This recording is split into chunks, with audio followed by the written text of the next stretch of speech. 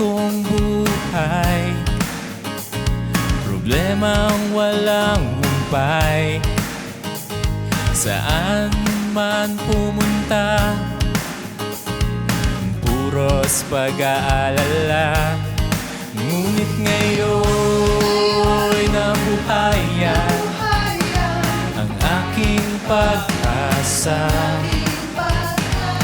Ng tadhana'y mas mahalaga, makilala ka. Lumilipad-lipad ang puso sa kalayaang natanggap ko, dahil sa iyong sakripisyo doon sa krus ng Kalbaryo. Sumasayaw-sayaw, umiinda ako sa gala, dahil sa kaligtasan, bautismo sa iyong pangalan.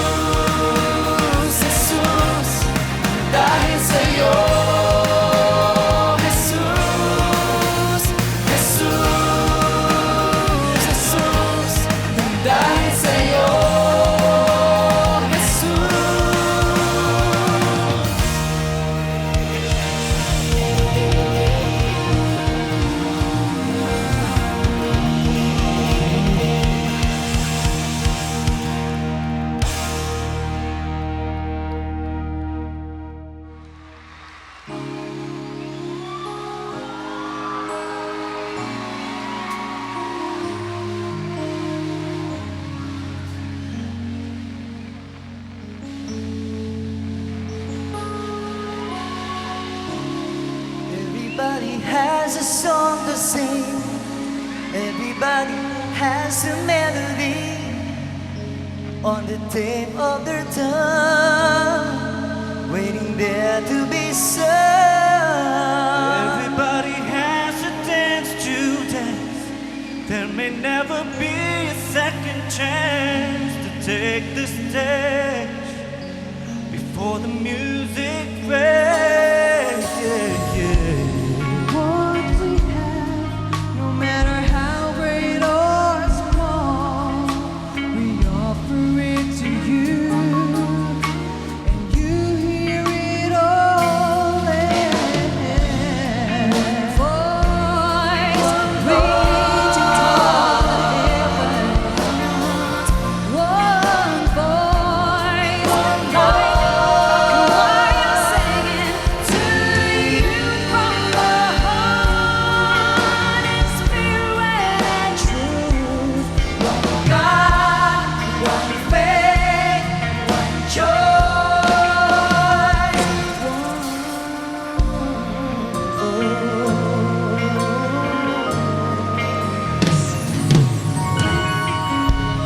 Though we take a million different roads, lead us back to one eternal hope, keeps us close, carries us on.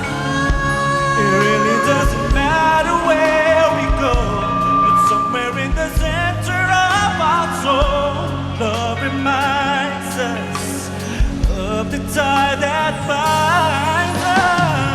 We can't forget that your song is in our hearts. So together we will stand, 'cause forever we are.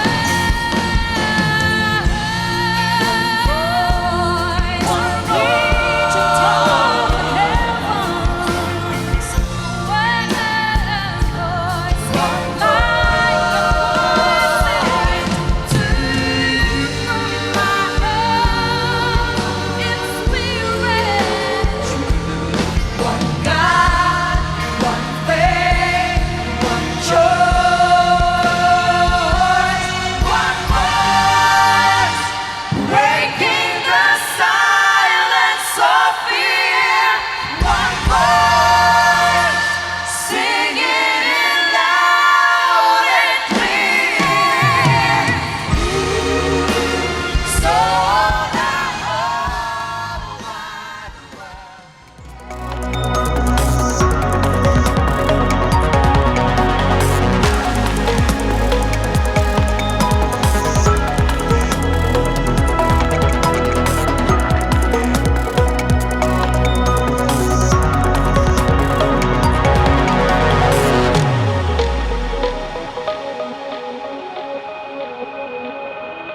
Ngayon, anong panahon? Ngayon, ang panahon ng bawat isa ay maghahanap sa kanyang lumikha. Sa ating Diyos na buhay. Amen? Can't do anything without you. Let me alone. Lead me, lead me, lead me. Can't do anything without you. Hold me, Lord. Embrace me, Lord. Be the strength within. I can't do anything without you. Whether you like it or not, ayaw mo sa gusto mo, malalagay ka sa sitwasyon na siya lang ang aasahan mo. Wala nang iba. Para nga yung faith mo, ma-build up yung faith mo, para lumakas ang faith mo, para lumutang ang faith mo, kanya ka nilagay sa ganyan. Walang problema sa Diyos. Ang God hindi magkakaroon ng problem minsan man. Ang kailangan lang, your faith. Kanya pag ang faith natin malakas, ay, mapapakilos mo ang Lord. Yung sinasabi ng Lord, anong gusto mong gawin ko sa'yo? Gusto ko po ng ganito, Lord. Ayan. Gusto ko ng ganito, Lord. Gusto ko healing, Lord. As long as it is according to the will of God, andyan na God. Yan. Bigay ng Lord. That's why when we have a healthy and upright heart, yung decision po ng mind natin is sound, maayos mag-decision kasi nanggaling sa puso. Healthy yung puso mo eh. Malinis yung puso mo, upright siya eh. It is what? Willing to follow bibilis sumunod. Diba? Mas nauunawaan natin yung Word of God. And we're able to allow the Word of God to direct our actions properly without reservation. With the genuine repentance na binibigay po natin sa Panginoon, alam naman natin, si Lord, kaya niya mag-alis ng reproach. Kaya kanyang bigyan ng pagkakataong bumawi. Ang tao, hindi ka nabibigyan ng pagkakataong bumawi. Tutultukan ka, aalisin ka na, i-remove ka na. Pero ang Diyos natin, mahabagin sa lahat, mapagmahal sa lahat, mapagpatawad sa lahat. Hindi. God can remove it and give us a brand new start. Ang tagal-tagal mo nang may hinihingi sa Lord, pero until now, wala pa rin. Until now, hindi pa dumarating, hindi mo pa nakukuha. At halos sumuko ka na. Pero ang sabi ng Lord, don't give up. Huwag kang sumuko. Magpumilit ka. Pray and do not give up. Huwag kang tumigil sa pananalangin. Keep on praying until something happens or makuha mo yung kailangan mo.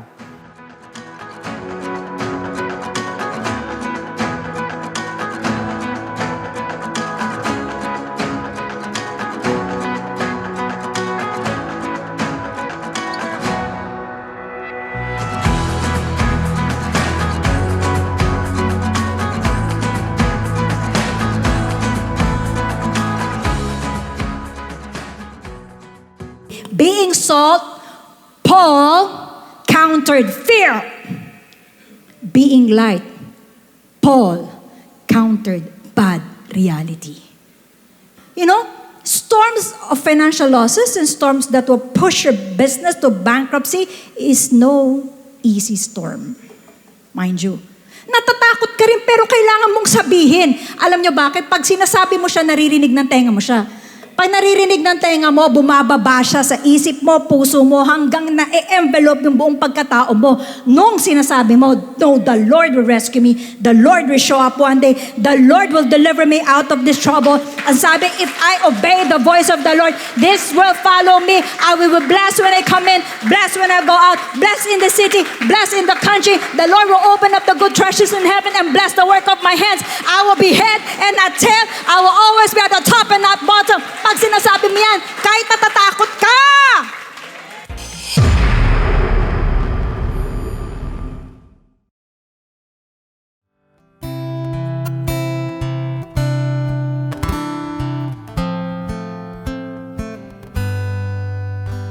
For God will make a way where there seems to be no way.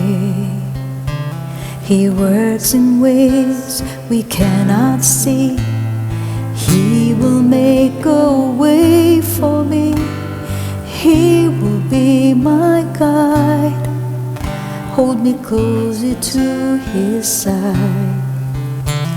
With love and strength for each new day, He will make a way. He will make a way by the roadway. By the roadway in the wilderness, He'll lead me. And rivers in the desert will I see. Heaven and earth will fade, but His words will still remain. He will do something new today.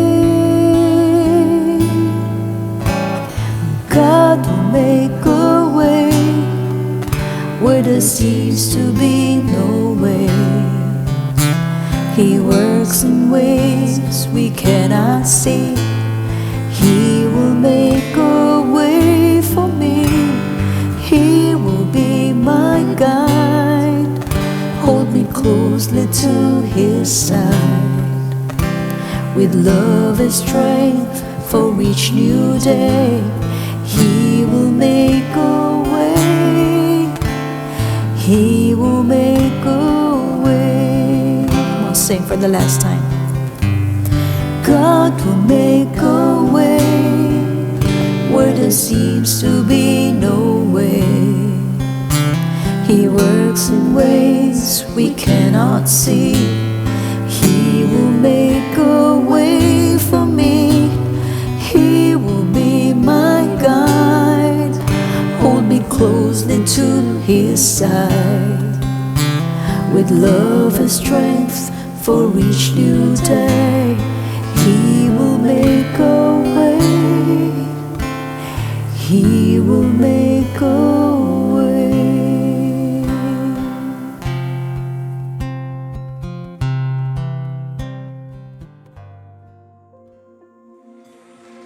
Panginoon, minsan pa po kami nagpapasalamat sa iyo sa dakilang araw na ito na binigay niyo po sa bawat isa po sa amin na nandirito. Kami patuloy na dumudulog sa iyo, nandun ang buong puso, Panginoon.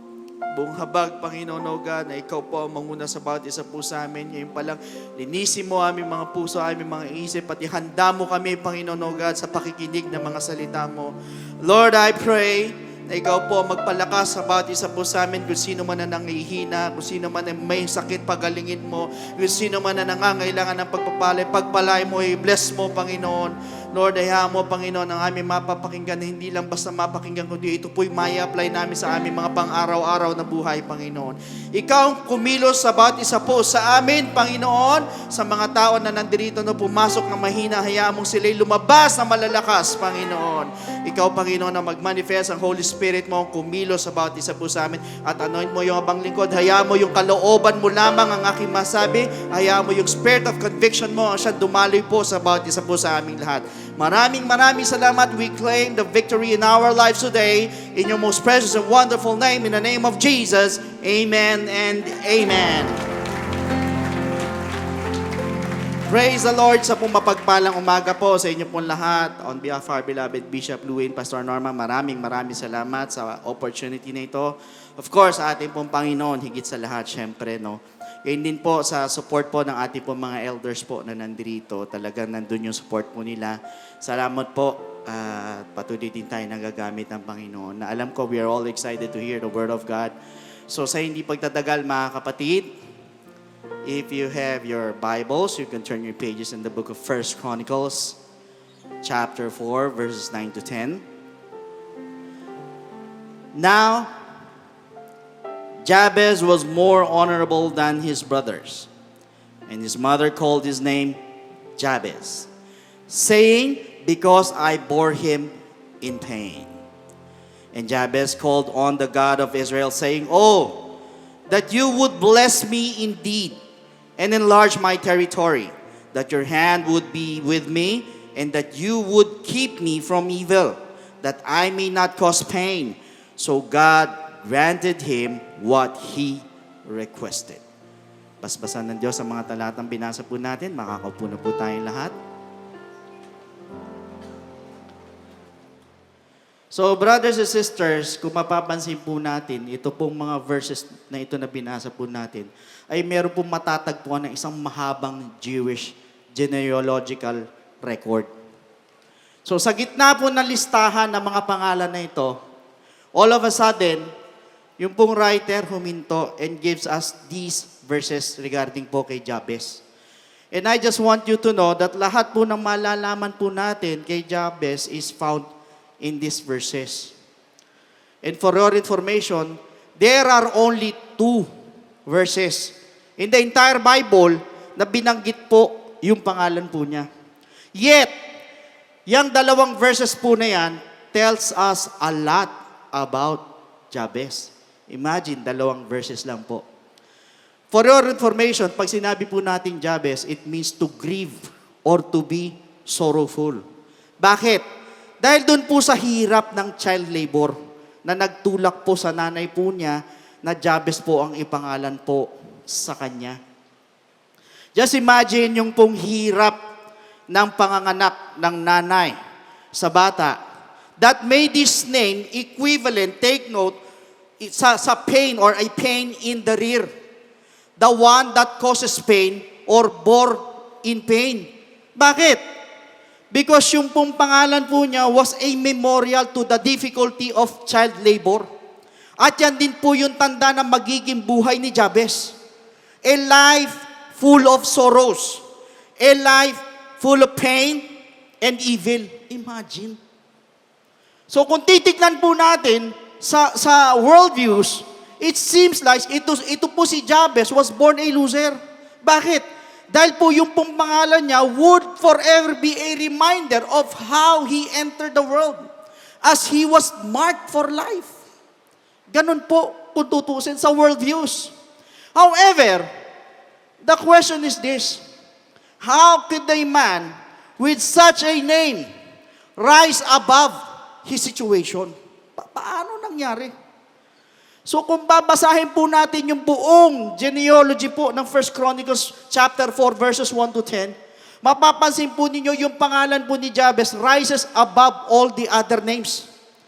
Ibig sabihin, umangat po sa tingin ng world sa kanya. So he rose to a place of honor. Although hindi po sinabi ng Bible na hindi po siya nahirapan. In fact, the writer wants us to know that he rose to a place of honor. Sa kabila po ng hirap po na pinagdaanan po niya. Which ironically speaking, yung kanya pong buhay became a contradiction sa kanya pong pangalan. Why? As God enlarged his life. Paano nangyari yun? Now, meanwhile, let's go in our modern days or modern times. I believe that each one of us is uniquely created by God. Amen po ba? Instead na 1 in a million, we are more than 7.6, 7.8 billion in this world. And there is nobody else like you. Sabi mo sa katabi mo, there is nobody else like you. Ano ibig sabihin? You are a unique creation by God. O sabi mo ulit sa katabi mo, unique ka pala. Why? Ang tanong, bakit po tayo naging unique? Because God never meant for us to live an average life. Or yung pong mediocre life na tinatawag. He has designed us for excellence. He has created us for success. Ang gusto po ng Diyos po sa atin ay mabuhay po tayo ng above the norm, above the standards. That is why some people are very well recognized. Di ba? Mapapansin po ninyo sa labas. Kaya nga po ang iba, gusto ng iba, konting recognition. Bakit? Kasi nga po nakakataba po ng puso yan. Huwag ka lang yayabang. So kung mapupuna po ninyo sa mga bata, sabihin ng mga bata, di ba, sa mga magulang nila, Datay, tignan mo ko, watch me, tignan mo. So, ibig sabihin, nagpapasiklab kung minsan. Bakit? Kasi gusto niyang ma-recognize po siya. Why? Because they want to stand out from the crowd. So, ang iba, meaning to say, ang iba want to be different, to be excellent, to stand out from everybody else. Kumbaga sa medyo competitive na tao, aminin natin, merong ganun na tao eh. Medyo, kumbaga sa contest, gusto mo, pirmi kang panalo. Pirmi kang angat, sa madalit sabi. So apparently, we find Jabez, whose name rose above the crowd. And for your information, yung pong 9 chapters of 1 Chronicles consist of genealogies. And there are over 600 names ang nakalista po doon. And right in the middle of all these names, ano po ginawa ng Diyos? God singles out one man for a special recognition. Walang iba kundi si Jabez. And I just want you to know that there were 5 secrets found dito po sa prayer po ni Jabez. Brothers and sisters, alam po natin that there is only one access to reach the throne of grace. Walang iba kung hindi po sa pamamagitan ng panalangin. Amen. At hindi lang po yan, kasama din po yan is to have a good relationship with God and to communicate with God and to keep us away from evil or the devil. Kaya nga sabi po sa Matthew chapter 26 verse 41, watch and pray lest you enter into temptation. So sabi ng Bible, ulitin ko, we have to watch and pray to avoid temptation. At kung gusto po naman natin mamasama sa rapture day, ang sabi sa Luke 21 verse 36, Watch therefore and pray always. Ayun na naman, binanggit ulit, that you may be counted worthy to escape all these things. So again, binanggit yung watch and pray. Pray to be worthy of escape. Meaning, kailangan nandun po ang prayer. Tama or tama? However, the problem is this. Ang sabi sa Romans 8:26, likewise, the Spirit also helps in our weaknesses. For we do not know what we should pray for. As we ought, yun pala ang problema. We do not know what to pray for. Ang iba, hindi ko naman nilalahat. Hindi alam kung ano ang ipapanalangin. Na supposedly po, mga kapatid, bilang mga Kristiyano, dapat na-enjoy po natin yung ating pong Christian life. Although merong hardships, merong struggles, hindi naman nawawala yan eh. Or trials, kabi-kabilang problema, pero dapat masaya ka. Sa pagiging Kristiyano, maging masaya ka. Ang nangyayari po kasi minsan sa iba, ang ibang mga Kristiyano kasi, nagiging miserable po ang buhay. Hindi po makuha yung pong enjoyable life. Bakit? Because one of the major reasons is other people do not know what to pray for. Hindi alam kung ano ang ipapanalangin. Kaya nga, ang tanong ngayon, mga kapatid, what are the things that we need to pray for? Balikan po natin si Jabez. Mga kapatid, si Jabez po, meron po 5 bagay na kasama po sa kanyang prayer, which can be a big help for everybody. Ano-ano po yan? Pag-aralan po natin. Una-una in 1 Chronicles chapter 4, verse 10.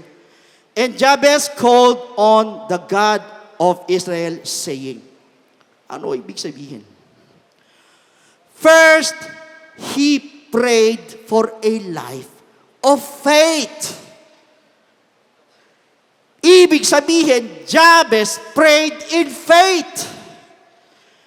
And because of his simple prayer, sa simpleng panalangin niya, until now, napag-uusapan pa din po siya. Kahit ilang libong taon na po ang lumipas, napag-uusapan pa din po siya. Dahil doon sa simpleng panalangin na yon. In fact, he was a simple man of faith. Napakasimple. Hindi po sinabi ng Bible na ito po si Jabez has any special ability. Wala po. Or any talent or any special gift. Hindi po. Hindi din po sinabi ng Bible na mayaman po siya, educated po siya, magaling po siya. Hindi din po sinabi ng Bible that he was a great prophet or a great preacher. He was not even a wise ruler over some great nation. Hindi po sinabi ng Biblia. He was not even famous for being a great warrior. Hindi siya naalala dahil matalino siya. Hindi siya naalala dahil mayaman po siya. But take note, he was remembered because he prayed to God in faith. Naalala po siya dahil nanalangin siya na nandoon yung buong pananampalataya sa Diyos. Hindi dahil magaling siya, kundi nananampalataya siya sa Panginoon. Kaya siya naaalala hanggang ngayon pinag-uusapan pa. That is why ano po nangyari? God heard him and answered his prayers. Ibig sabihin, yung pong prayer po niya ang nagdala po sa kanya above the standards, beyond the standards, beyond the norm, that made his name stand out, particularly in that chapter, in the Bible, mga kapatid, nag-stand out po siya. That is how he made that difference. Among doon sa lahat na nakalista na pangalan, sa chapter na yun, take note, pinakita po niya yung kaibahan ng alam ang ipapanalangin sa Diyos at yung pong prayer of faith. Ano po ibig sabihin? If we want to live above the standards, above the norms, dapat alam po natin kung ano po ang ipagpe-pray po natin and pray like Jabez. Amen. And that is our title for today. Alam niyo po, ang problema po sa ibang tao, ang iba po kasi, we are hesitant to ask for the things in prayer. Nag-aalanganin ba? Or hindi alam kung ano yung pagpe-pray. While others, ano nasa isip? Baka hindi ako sagutin ng ating Panginoon. At yun po ang mabigat. Yung iisipin mo na hindi tumutugon ng Diyos sa prayer. Naniniwala po ako, if you ask God for the things that He already wants to give you, Hindi po yan selfish. Hindi po yan pagiging self-centered. Hindi po. It is not wrong either. Why? Meron pong pangarap ang Diyos sa buhay po natin. Meron pong pangarap ang Diyos sa iyo. Meron pong pangarap ang Diyos sa akin. Meron pong pangarap ang Diyos sa atin pong lahat. At ang pangarap po niya is for us to have a successful and to have a life above the standards.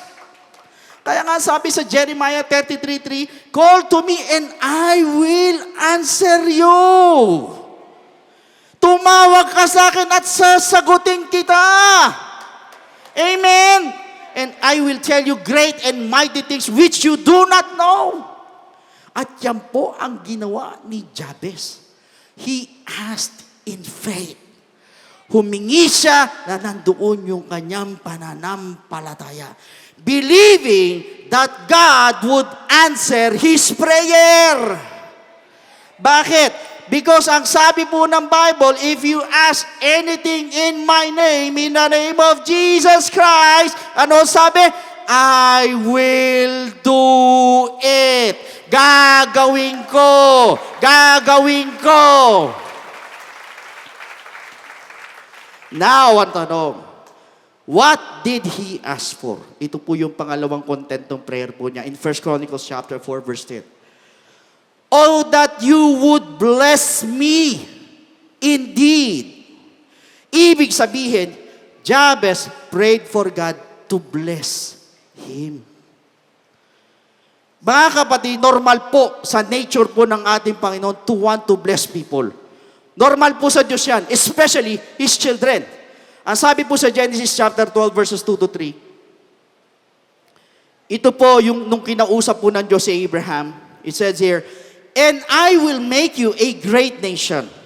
And I will bless you. Ulitin ko, and I will bless you and make your name great, and so you shall be a blessing. And I will bless those who bless you, and the one who curses you, I will curse. And in you, all the families of the earth will be blessed. Then, pagdating sa New Testament in Ephesians chapter 1 verse 3, blessed be the God and Father of our Lord Jesus Christ, who has blessed us with every spiritual blessing in the heavenly places in Christ. Ibig sabihin, God always wants to bless His people. Hindi po masama para kay Jabez to ask to be blessed. At hindi rin po masama sa atin na humingi po sa Diyos to bless us as well. Kung gaano kalaki yung blessing na gusto po natin in which majority of people would want to be blessed a lot. Gusto mo manami. Sino-sino dito gusto mo konti lang i-bless ka ng Panginoon, taas ang kamay? Wala eh. Sino dito yung gusto mo i-bless ka na, pagpalain ka ng Diyos sa malaki, marami, taas ang kamay? Lahat tayo, yan ang gusto. Marami. At isa lang po ang gagawin po natin is to ask God because He is all-powerful enough to bless each and every one of you. Humingi ka lang sa Diyos. Also, if we are going to look at the Hebrew word po ng prayer ni Jabez, ito po, te barekeni barek. Ibig sabihin po, bless me, bless me. For your information, yung pong salitang bless me, 2 beses pong ginamit or twice in a row. Sa English po, sinabi po yung bless me indeed. Pero sa Hebrew, it is basically saying, bless me a lot. Ibig sabihin, bless me today, bless me tomorrow, Lord, bless me the day after tomorrow, bless me every day, Lord, bless me forever, bless me a lot. Brothers and sisters, God's blessings are limitless. Ano po ibig sabihin? Kahit araw-araw, kahit everyday mong hingin po sa Diyos na i-bless ka, walang problema.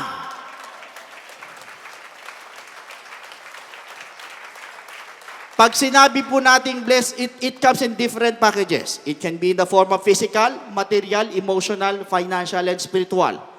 However, there is this kind of blessing na kung tawagin po'y basbas sa Tagalog. At yun po ang hinangad po ni Jacob. Now, ano po ito? In Genesis 27 verses 27 to 29. And he came near and kissed him, and blessed him, and said, Surely the smell of my son is like the smell of a field which the Lord has blessed. Therefore, may God give you of the dew of heaven, of the fatness of the earth, and plenty of grain and wine. Let people serve you, and nations bow down to you. Be master over your brethren, and let your mother's sons bow down to you. Cursed be everyone who curses you, and blessed be those who bless you. So in other words, sinabi po sa kanya kung anong blessing po yung kanya pong makukuha. Ano po yun? It was a blessing of prosperity, it was a blessing of abundance, and a blessing of leadership. And most of all, it was a blessing of what? Hebrews 11:20. By faith, Isaac blessed Jacob and Esau concerning things to come. Ibig sabihin, it was a prophesied or future blessing. Yung wala pa sa'yo, pero sinasabi na ikaw ay pagpapalain. Kung ano po yung darating na blessing sa'yo. Sa madalit sabi, this prophesied blessing is actually a preparation for your future. At yan po ang nangyari kay Jacob. Yung binasbasan po siya ni Isaac concerning things that will happen. So, Jacob was really blessed materially by God. Pinagpala din po siya ng 12 anak na doon po nagsimula yung pong 12 tribes of Israel. At hindi lang po yun. Si Joseph po, isa po sa anak po niya, ay ginamit po ng Lord para nung nagkaroon po ng famine sa buong mundo. Hindi lang sa Egypt. Now, balikan ngayon natin si Jabez. Meaning, isa po yun sa prayer ni Jabez na napaka-importante na tayo po'y mabless. Bakit? Para din po yung future natin ay maging maganda at secured. Kaya yan po yung isa sa laman po ng prayer po niya. Ang i-bless po siya ng ating Panginoon. Now, ano naman po yung pangatlong laman ng prayer po niya? 1 Chronicles chapter 4 verse 10. Enlarge my border. Sa ibang translation, enlarge my territory. Ano po ibig sabihin? The third one is, Jabez prayed to have more. Ibig sabihin, make it bigger. Make it larger. Kung mapupuna po ninyo, hindi siya humingi sa Diyos ng 100 square meters or 1,000 square meters. Hindi po. Bakit? Dahil kung binigyan niya po ng figure ang ating Panginoon, it is as if we are limiting God's power. Ibig sabihin, parang yan lang ang kaya ng Diyos ibigay sa Kanya. Kaya hindi siya nagbigay ng figure. Although we need to be specific of our needs. Dahil pag alam po ng Lord that it is going to do good for us, sigurado ibibigay niya yan. More than what we expect. However, mga kapatid, ang nasa isip po ni Jabez, Lord, you can give me what you think is best for me. Para sa kanya, kung naman yung gusto mo, Lord, ibigay po sa akin, walang problema, willing ako tanggapin. Brothers and sisters, hindi po sinabi ng Bible na kung gaano po kalaki yung lupain na binigay po ng Diyos kay Jabez. Walang binanggit. Pero naniniwala po ako, it was more than what he deserved. It was more than enough to satisfy his request. More than enough, ganun po magbigay ng Diyos. And aside sa literal na border o territory na tinatawag, ano naman ang silbi ng teritoryo? Without anybody living in the territory. Ano po ibig sabihin? It also involves our vision. Ibig sabihin, lahat po tayo dapat merong vision. And the vision for the salvation of the souls. Anuhin mo, ang laki ng lugar mo, wala namang laman. In fact, ang sabi ng Bible, Proverbs 29:18, where there is no vision, the people perish. Ang tao daw napapahamak kapag walang vision. And bilang mga Kristiyano, we must have a very, very, very clear vision. Walang masama magka-vision ka na maging successful. But the number one vision should be the salvation for the lost. Dapat yan ang number one vision mo. Yan dapat ang nakikita mo. Yung salvation ng mga kaluluwa. If we are going to read the book of Acts, the jailer, nagtanong kay Pablo, tsaka kay Silas, what must I do to be saved in Acts 16:31? So they said, believe on the Lord Jesus Christ and you will be saved, you and your household. Tanong, bakit po kasama ang household? Why? Dahil pinapakita po ng Lord, ang number one vision or territory natin is none other than our household. We need to spread the word of God at mai-preach po or mai-share po ang gospel ng ating Panginoon para tumanggap po lahat sila at maligtas po silang lahat. Hindi po pwedeng ikaw lang. Huwag kang pumayag na ikaw lang ang makakilala sa ating Panginoon. At kung ikaw ang unang na-convert, ikaw ang unang nakakilala sa Diyos, ibig sabihin, ikaw ang gagamitin ng Lord sa household mo. Amen. Ibig sabihin, dapat ganun po tayo. Pag-pray natin na lumawak yung territory po natin. Second na territory na dapat na masakop or lumawak, yung pong pinagtatrabahuhan po natin. Our workplace. Ang iba, everyday, nandyan tayo mismo. Minsan, mas matagal pa tayo sa pinagtatrabahuhan natin kaysa sa bahay. Kaya dapat, masakop po natin lahat yan. Ang gospel po dyan dapat nakakalat. Now, bakit kailangan natin sakupin? In Genesis chapter 13, verses 14 to 16. And the Lord said to Abram, after Lot had separated from him, lift your eyes now and look from the place where you are, northward, southward, eastward, and westward. For all the land which you see, I give to you and your descendants forever. Verse 16, and I will make your descendants as the dust of the earth. Ganun po kadami. Ibig sabihin, ito pong pangako na ito ay umabot po sa atin. Kaya sa bawat puntahan po natin na lugar, gawin po nating teritoryo po natin. Bilang anak din tayo ni Abraham. Bakit? In Romans chapter 4, verse 13. For the promise that he would be the heir of the world.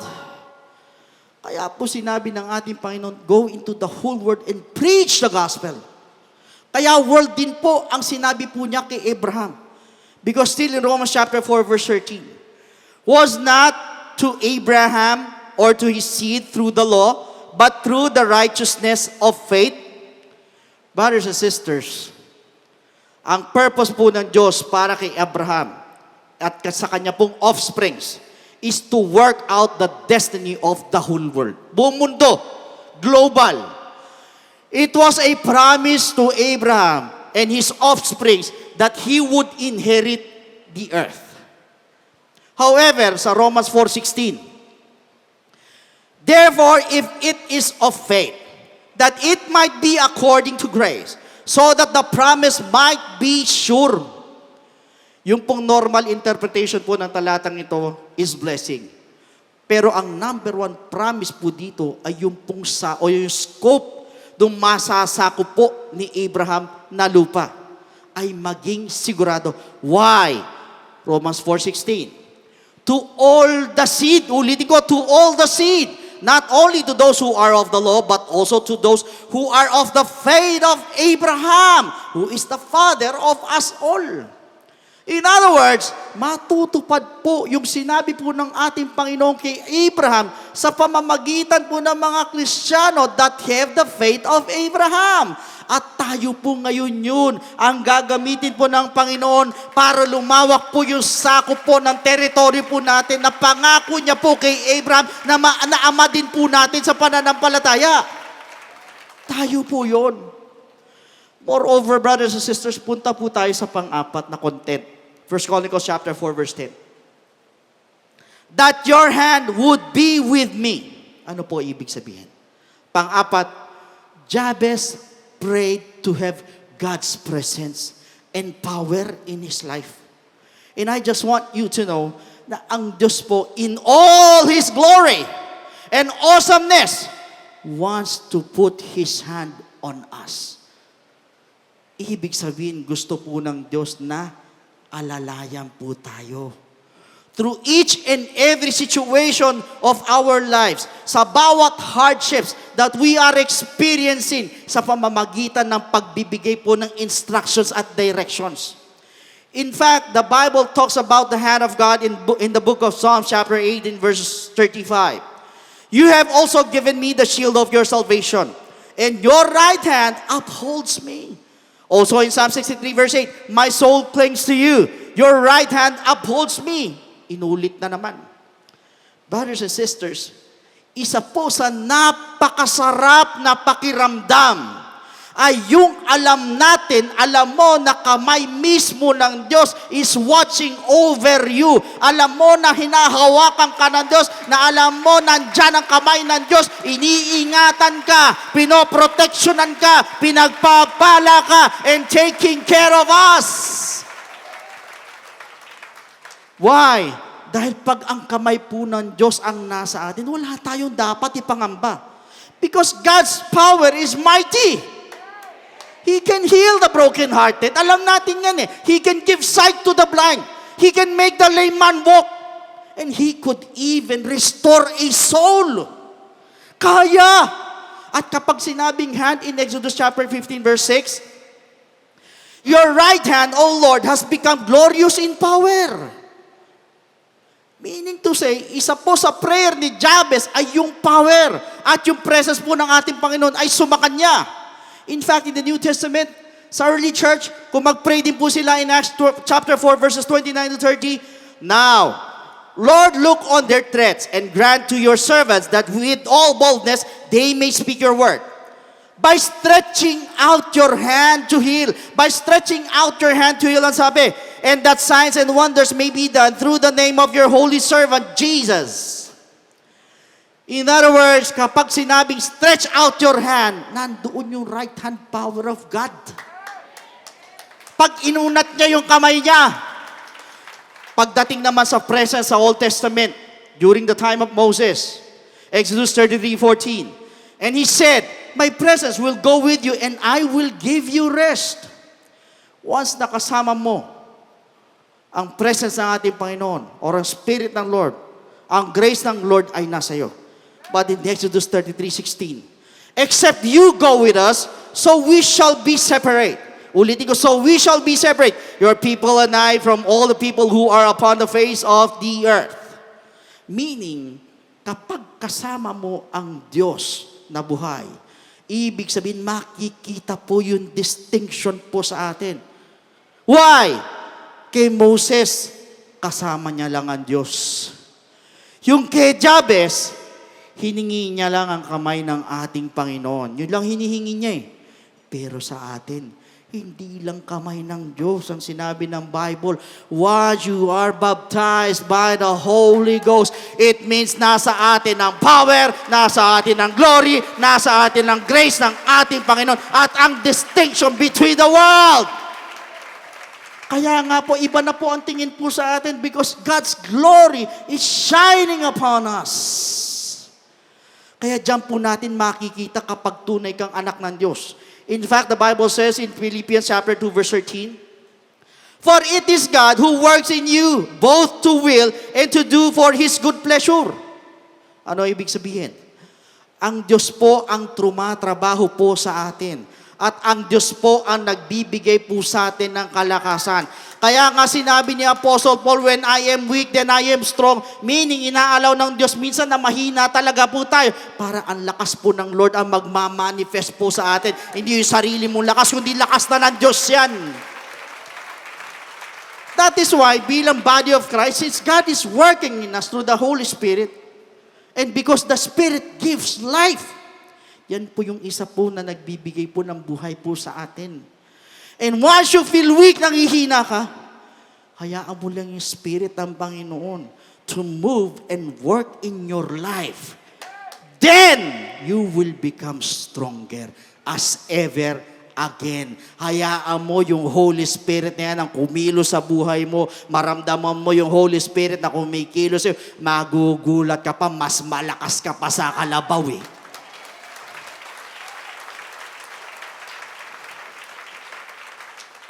Punta po tayo sa panglimang laman ng prayer ni Jabez in 1 Chronicles chapter 4 verse 10.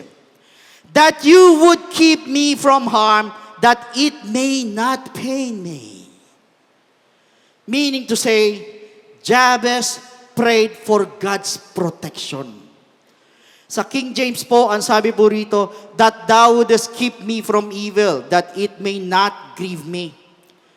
Brothers and sisters, kung familiar po tayo sa Lord's Prayer, binanggit din po ito, and lead us not into temptation, but deliver us from evil. For your information, ang kasalanan po or ang sin po is the worst evil that there is. It can destroy relationship. It can destroy the lives of other people. And it can destroy our relationship with God. At ito po yung sanhi ng pain, yung mga pasakit, yung mga sakit na nararamdaman ng majority of people. Now, mentioning the word pain, remember, ito po si Jabez, binanggit ko po kanina, yung title niya, One Who Causes Pain. Yan po ang ibig sabihin ng pangalan niya. Sa introduction pa lang earlier, his mother named him Jabez, saying, because I bore him with pain. Mga kapatid, I just want you to know, si Jabez po knew or alam niya na ang pain po could affect a life. Pero, take note, alam din po niya that God could set him free from pain. At naniniwala ko na ang Diyos po can set us free po from pain as well. Kaya niya po tayong palayain sa pasakit, sa hardship, sa sufferings. Kaya! Bakit ko po sinabi Revelation chapter 21 verse 4? He will wipe away every tear from their eyes. And there will no longer be any death. There will no longer be any mourning or crying or pain. Wala na daw. The first things have passed away. In other words, our God, your God, is great enough to take away your sorrow. He is great enough to take away your guilt and your shame. And most of all, our God, the God of Jesus Christ, to God be the glory, church. He is great enough to take away your pain. Ganyan po ang ginawa niya kay Jabez. That is why if we know what to pray for and pray like Jabez, magugulat ka na lang, these things will eventually go away. Take note, as mentioned a while ago, si Jabez po is only found in 2 verses ng Biblia po. He was not a great prophet or a great preacher or a great warrior. He was not even a wise ruler over a great nation. Hindi po eh. Hindi rin po siya sikat, na katulad ng iba po na magagaling po sa pakikipaglaban. But he was remembered because he prayed. He prayed in faith, believing that God was great enough to answer his prayers. Pinag-pray niya yung alam niyang gusto ng Diyos ibigay po sa kanya. Dahil gusto po ng Diyos, i-bless po siya. God wanted to give him more, to increase his borders, to increase his territory. God wanted to walk Jabez daily at ipakita po sa kanya yung presence ng ating Panginoon. Wanted to keep him from harm and relieve his pain. Ano po naging resulta sa kanya? In verse 10, and God granted him what he requested. Sinagot po siya ng Diyos. That is the prayer of Jabez. At yan pong 5 yan ang ipagpe-pray po natin na mangyari sa ating mga buhay.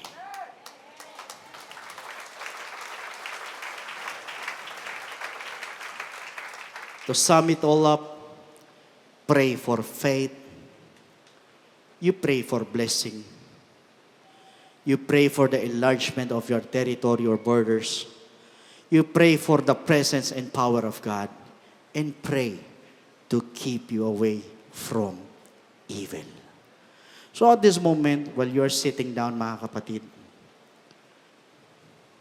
You pray like Jabez. Sabihin mo sa Diyos itong 5 bagay na ito na mangyari sa iyong buhay. Habang nakaupo ka dyan, ibulong mo lang sa Panginoon, sabihin mo lang sa Kanya kung paano po ginawa ng ating Panginoon kay Jabez. Yan din po ang gawin natin sa pagkakataon mong ito. Come on, brothers and sisters, yuko natin ang ating mga ulo. Let's pray.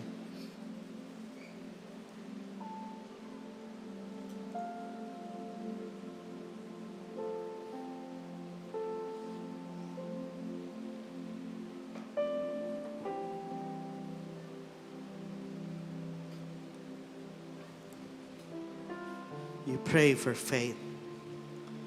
You pray for blessing. You pray that the Lord will enlarge your territory. Huwag kang pumayag na ikaw lang yung maligtas at makakilala sa Panginoon. You pray for God's presence and power in your life. Most of all, you pray to keep you away from evil. Ibulong mo sa Diyos. Sabihin mo sa Panginoon, ay naniniwala po ako katulad po ng panalangin ni Jabez. He will grant you the desires of your heart. You just pray intently.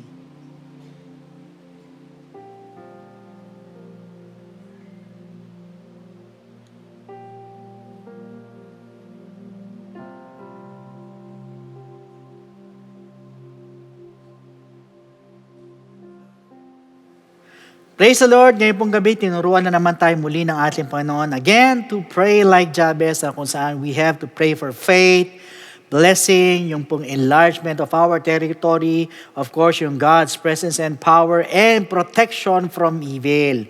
At dapat po, meron po tayong clear vision which involves the salvation of souls that will make God move to grant our requests. Meanwhile, to all our first-time viewers, at naniniwala po ko na isa po sa susi para tayo po'y tugunin po ng ating Panginoon sa ating po mga pinagpe-pray. Naniniwala ko lahat po tayo or lahat po kayo ay may mga pinapanalangin. At ang isa po sa susi, again, is to accept Him as your personal Savior. Kaya lang po ang tanong, papaano po natin siya tatanggapin bilang ating sariling tagapagligtas? That is by believing in His gospel for you to be saved. Now, pag sinabi po nating salvation, ang sabi po sa Ephesians chapter 2 verse 8, for by grace you have been saved through faith, and that not of yourselves, it is the gift of God. So malinaw po na sinabi po ng talata, for by grace we are saved through faith. Kaya lang po ang tanong, saan po tayo mananampalataya at maniniwala? So again, please listen to me carefully. It is found in 1 Corinthians chapter 15, verse 1 to 4. Ang sabi po dito, moreover, brethren, I declare to you the gospel which I preached to you, which also you received and in which you stand, by which also you are saved. Ulitin ko, malinaw na sinabi po ng talata, by which also you are saved, if you hold fast that word which I preached to you, unless you believed in vain. For I delivered to you first of all that which I also received, that Christ died for our sins according to the Scriptures, and that He was buried, and that He rose again the third day, according to the Scriptures. O sa madalit sabi, we need to believe in the gospel of Jesus Christ. Yung pong death of Christ, yung burial of Jesus Christ, at yung pong resurrection of Jesus Christ. So tatlo po yan na kailangan po natin sampalatayanan at paniwalaan. Kaya lang po, ang tanong is believing enough. Pag tayo po'y nananampalataya, naniwalay, wala na po ba tayong gagawin? Alam niyo po, ang sabi po sa 1 Peter chapter 4 verse 17, for the time must come for judgment to begin at the house of God. And if it begins with us first, what will be the end of those who do not obey the gospel of God? Ano daw ang katatapusan, ano daw ang dulo doon sa hindi sumunod sa gospel ng ating Panginoon? Sa madalit sabi, the gospel of Christ must be obeyed. Pag tayo nanampalatay, naniwala, kailangan lakipan po natin ng pagsunod. Hindi po tayo matatapos sa pananampalataya at paniniwala lang. But rather, we need to obey the gospel. Kaya alam po ang tanong, how will you obey? In the book of Acts chapter 2 verse 38, then Peter said to them, repent, and let every one of you be baptized in the name of Jesus Christ for the remission of sins, and you shall receive the gift of the Holy Spirit. Now, first is repentance. Tayo po hihingi po ng tawad sa ating Panginoon. We're going to ask for forgiveness. We're going to confess our sins. At naniniwala po ako na kahit gaano kalaki, kahit gaano kabigat, kahit marami ka nagawang pagkakasala sa ating Panginoon, marami kang kapalpakan, for as long as nandun po yung genuine repentance sa ating mga puso, the Lord is willing and able to forgive your sins. At dyan din po, papasok yung pong death to sin. So yun po yung unang step, we need to repent. Second, we need to be baptized in the name of Jesus Christ. So tayo naman po ibabautismoan sa tubig, ilulubog po tayo sa tubig in the name of Jesus Christ po yan. At ang sabi po sa Romans chapter 6 verse 4, therefore we were buried with Him through baptism into death. Ulitin ko, malinaw na sinabi ng talata, therefore we were buried with Him through baptism into death, that just as Christ was raised from the dead by the glory of the Father, even so we also should walk in newness of life. O sa malalit sabi, we need to be baptized in the name of Jesus Christ. Why? Dahil para bagang inililibing naman po natin ang ating mga kasalanan, kasabay naman po ng paglilibing kay Kristo. So yun po yung pangalawang step, we need to be baptized in the name of Jesus Christ. And the third step is, we need to receive the gift of the Holy Spirit. Diyan naman po papasok ang ating transformation, ang ating regeneration. So madali sabi, tayo mababago na po, na nabanggit po sa Romans chapter 8 verse 11, ganyan po sa Titus chapter 3 verse 5. In fact, once we receive the gift of the Holy Spirit, we are also receiving power. Aminin nyo man hindi, sa lahat po ng mga first time viewers po natin, lahat tayo may kahinaan. At ang hirap po magbago pag sa ating po mga sarili lang. Minsan magbabago ka 1 linggo, 2 linggo, 1 buwan, 2 buwan, 3 buwan. Sa mga susunod na panahon, balik ka na naman po sa dati. Ang hirap, paulit-ulit lang, magbabago ka ngayon, bukas, balik na naman sa dati. Kung sa ating sarili hindi natin kaya, pero naniniwala ko, once you have the Holy Spirit in you, the gift of the Holy Spirit in you, yan po yung tutulong po sa atin para makapagbagong buhay. At yan din po yung tutulong po sa atin para ma-overcome yun lahat ng ating pong mga kahinaan. So take note, ito pong tatlong ito ay kailangan maganap po sa ating mga buhay. First, we need to repent. Second, we need to be baptized in the name of Jesus Christ. And thirdly, we need to receive the gift of the Holy Spirit. And that is what we call the good news, and that is the gospel of Jesus Christ. So at this moment, sa lahat po ng gusto ng tumanggap sa ating Panginoon, pwede po ba na itaas po ninyo yung 2 kamay bilang tanda ng pagsuko? Yuko po ninyo yung mga ulo. Please repeat after me with this prayer. Panginoong Jesus, lumalapit po ako sa iyo bilang isang makasalanan. Patawarin mo po ako sa lahat ng aking mga pagkakamali at pagkukulang. Sa oras na ito, tinatanggap po kita bilang sariling tagapagligtas at tinatanggap po kita bilang Diyos ng aking buhay. Naniniwala po ako na ikaw ay namatay, ikaw ay nilibing, at sa 3 araw ay nabuhay na magmuli. Tulungan mo po ako makapagsimula ng bagong buhay at idagdag mo po ako sa iyong kaharian. Maraming salamat po sa pangalan ni Jesus. Amen. So yan po yung first step. Para sa pangalawang step po, andyan po yung mga telephone numbers po natin sa baba po ng mga screens po ninyo. Pwede po kayong tumawag dyan para makapagpa-schedule po tayo ng water baptism. Or otherwise, pwede po kayo mag-message po sa ating mga FB page. Iwan lang kayo ng mensahe dyan para masagot po namin to give you further instructions. So meanwhile, bilang pagtatapos po natin, muli yuko natin ang ating mga ulo. Tayo po magpasalamat sa ating Panginoon. Lord, we thank you so much for your word. Salamat, Panginoon, sa mga katuruan mo. Salamat, Panginoon, na ngayon binakita mo po sa amin at binigyan mo kami ng instructions that we need to pray like Jabez, Panginoon. Hayaan mo lahat ng aming mga napakinggan, hindi lang po basta mapakinggan, kundi ito po yung ma-apply namin sa aming mga pang-araw-araw na buhay.